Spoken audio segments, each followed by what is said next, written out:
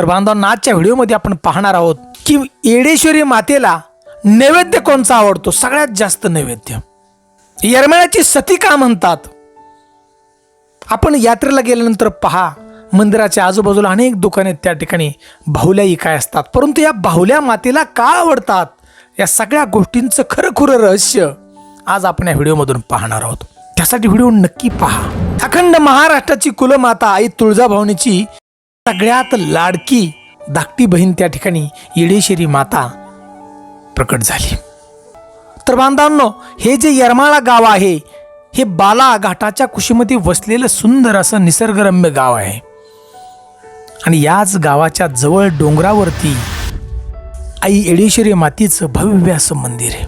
बांधवांनो, या ठिकाणी आज यात्रा चालू आहे चैत्र पौर्णिमेची. महाराष्ट्राच्या कानाकोपऱ्यातील लाखो भक्त त्या मातेचा आशीर्वाद घेण्यासाठी वर्षभरचे जीवन आपण जगतो ते सुलभ रीतीने जगण्यासाठी, एनर्जी मिळवण्यासाठी ज्याची कुलमाता आहे तो भक्त त्या ठिकाणी येतो. बघा ना, मातेचा आशीर्वाद घेऊन जीवन जगायसाठी सगळी एनर्जी त्या ठिकाणी घेऊन जातो. तर बांधवांनो, येरमाळ्यामध्ये गेल्यानंतर यात्रेला आपण जाताय त्या ठिकाणी जा, अधिमाया शक्तीच्या पायाशी नतमस्तक व्हा, माता आपली सगळी संकट दूर करेल. बघा, तर बांधवांनो, आपली जी येडामाया आहे, येडामायची सकाळची पहिली पूजा झाल्यानंतर त्या ठिकाणी जे आपले पुजारी आहेत ते येडामायला सगळ्यात आवडणारा नैवेद्य, बांधवांनो ध्यान देऊन ऐका, तो म्हणजे भात.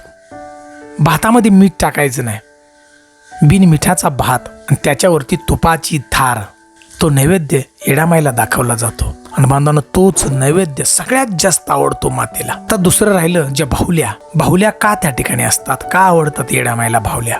बांधवांनो, त्याचं रहस्य